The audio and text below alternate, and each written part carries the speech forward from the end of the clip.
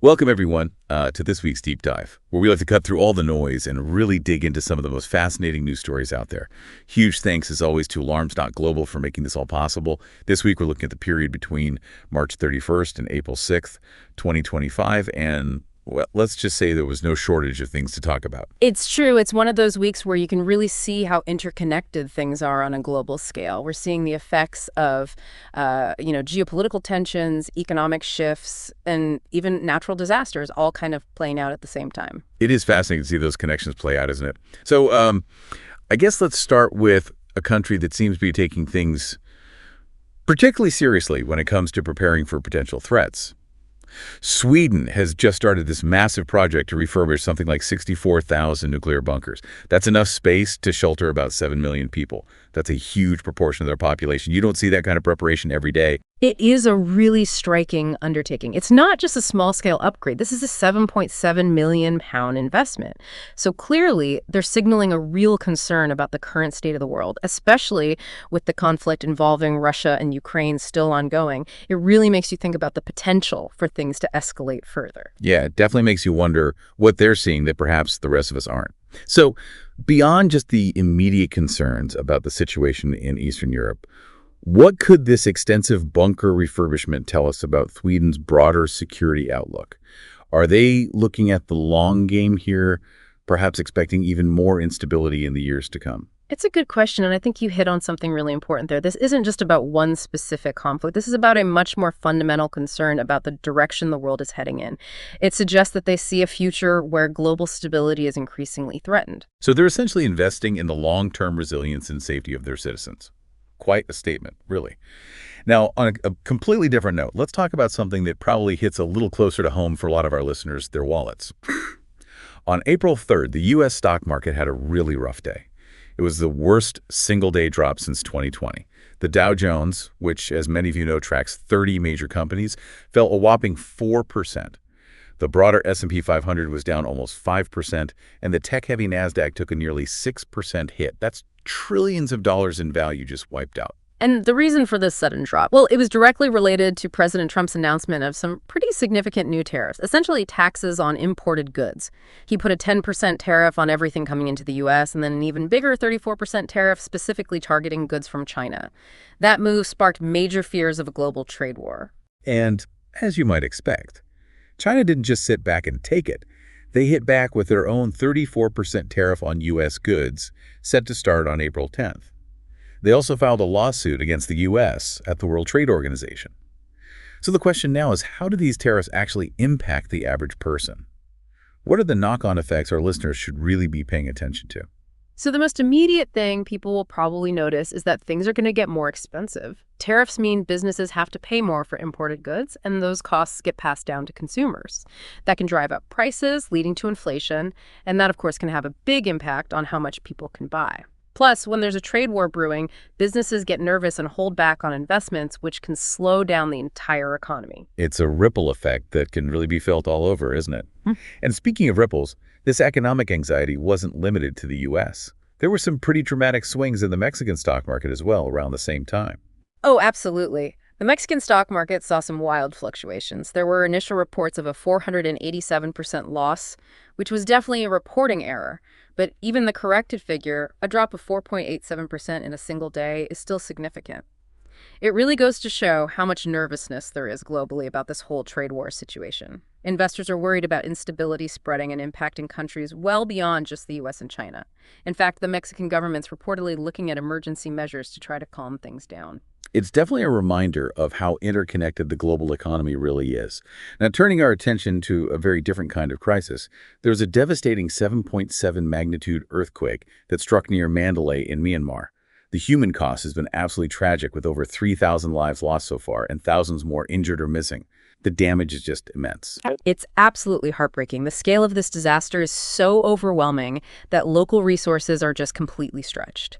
We're seeing urgent calls for international aid to help with rescue efforts, medical care, and providing essential supplies like food, water, and shelter to those who've lost their homes. It's a stark reminder of how vulnerable this region is to natural disasters and how crucial it is to have a swift and effective humanitarian response. It really is. It makes you think about what those first few days after such a massive earthquake must be like. What are some of the biggest challenges that rescue and aid organizations face in a situation like this? And what kind of help is most critical in those early stages? Well, the top priorities right after an earthquake like this are search and rescue. You have to try to find survivors trapped under rubble and get them out as quickly as possible. At the same time, there's a huge need for emergency medical care for those who are injured.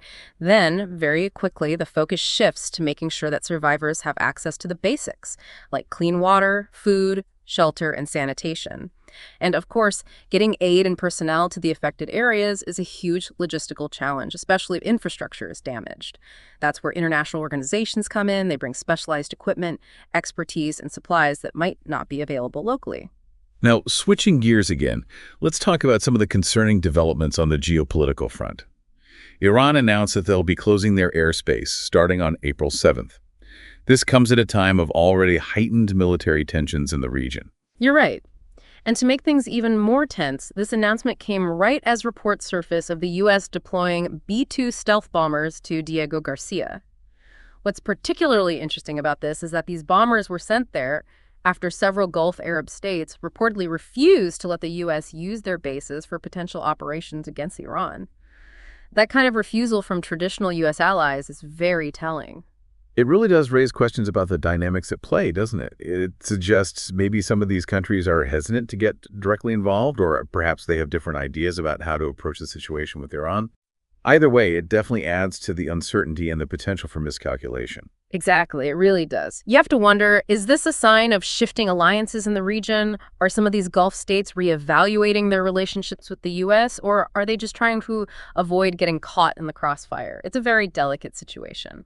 Shifting to a different part of the world, China's also been making some significant military moves. Their aircraft carrier, the Shandong, was spotted crossing the Bashi Channel, a strategically important waterway near Taiwan. This isn't just an isolated incident. This is part of a larger pattern of increasing Chinese military activity in that region. It's clearly meant to show off their growing naval power and to send a message to neighboring countries, especially Taiwan. This kind of activity naturally makes everyone nervous. It raises concerns about what China's long-term intentions are and whether they might be willing to use force to achieve their goals. It's a reminder that there are multiple flashpoints around the world that we need to be paying attention to. Moving on to some other news, Hungary made a pretty controversial decision this week by announcing their withdrawal from the International Criminal Court, or ICC. Right, and the ICC, as you know, is the court that investigates and prosecutes individuals for the worst crimes, things like genocide and war crimes. Hungary's prime minister said they're pulling out because they believe the court is biased. Interestingly, this announcement came while Israeli Prime Minister Netanyahu, who also has his own issues with the ICC, was visiting Hungary. So that's definitely something to think about. It is interesting timing, and this makes Hungary the only EU country to leave the ICC, right? Mm-hmm. It makes you wonder about the potential implications for international justice and cooperation. It does raise some questions. Is this a sign of a broader trend of countries becoming less willing to be held accountable by international institutions? Or is it more about specific political circumstances in Hungary? It's something that legal experts will be debating for some time, I'm sure. Okay, and let's not forget about another concerning development. Pakistan is moving ahead with a plan to deport about 3 million Afghan nationals. This has drawn quite a bit of criticism from human rights groups. Yes, this plan is part of a larger crackdown on undocumented immigrants that Pakistan started back in 2023. While Pakistan certainly has the right to control its borders, there's a huge concern about the humanitarian impact of sending so many people back to Afghanistan, especially given the ongoing instability and humanitarian crisis there. It's a situation that warrants careful consideration, to say the least. Now, on to some defense news. The U.S. has approved a $5.58 billion sale of F-16 fighter jets to the Philippines. This is a pretty big deal. It's all about bolstering the Philippines' defense capabilities at a time when tensions in the South China Sea are rising. This sale definitely signals a strengthening of the military ties between the U.S. and the Philippines. Interesting how these kinds of deals play into the larger geopolitical game, isn't it? And speaking of fighter jets, In a bit of a surprise, Colombia actually chose to go with Sweden's Saab Gripen jets over the American F-16s for their Air Force modernization. Yes, they're buying between 16 and 24 Gripens. And what's interesting is that this deal wasn't just about the jets themselves. Sweden also sweetened the deal by offering Colombia some pretty attractive investments, like a solar panel factory and some infrastructure projects. It shows that when countries make these big arms purchases, it's not always just about the military hardware. Economic factors and strategic partnerships play a big role too. It's a good reminder that there's always more than meets the eye in these kinds of deals. Finally, in a somewhat surprising move, Finland announced that they're going to withdraw from the Ottawa Convention. That's the treaty that bans anti-personnel landmines. Yeah, this was a controversial decision. Finland's president said they need to do this to strengthen their defenses, especially given their long border with Russia. It puts them in line with some of the other Baltic countries that have also expressed concerns about the treaty. But human rights groups are worried that this could set a dangerous precedent and lead to more civilian casualties from landmines. It's a complex issue with strong arguments on both sides. So there you have it, folks. A quick tour through some of the most significant events that happened between March 31st and April 6th, 2025. From Sweden's massive bunker project to global trade wars, devastating earthquakes, and escalating military tensions, it was definitely a week that gave us all a lot to think about. Thanks again to Alarms.Global for their support in bringing you this deep dive into the week's news. And as we wrap things up, it's important to remember that all these events we've talked about are interconnected. The economic uncertainty caused by those trade disputes could very well fuel those geopolitical tensions we've been discussing, and vice versa, of course. It's like a chain reaction where one thing leads to another, and it can be hard to predict where it will all end up. Exactly. And that leads me to a final thought for our listeners to ponder. Out of all the events we've discussed today, which one do you think will have the most significant impact on the world in the long term? It's a question worth considering. Thanks for joining us for another deep dive. We'll be back next week to break down more of the most important and fascinating news from around the world. Until then, stay curious, stay informed, and as always, a huge thanks to Alarms.Global for making this all possible.